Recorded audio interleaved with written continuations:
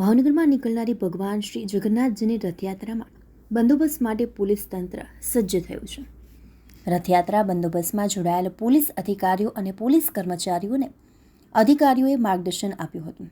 શહેરના વાઘાવડી રોડ પર આવેલ અક્ષરવાડી ખાતે યોજાયેલ કાર્યક્રમમાં પોલીસ અધિકારીઓએ બંદોબસ્ત અંગે માર્ગદર્શન આપ્યું હતું.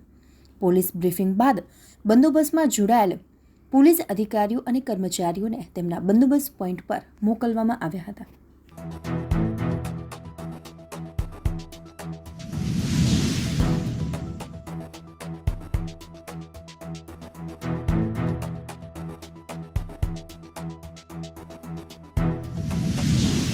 લખાયેલા પુરાણ અંદર આ બધી કથાઓ આવે છે.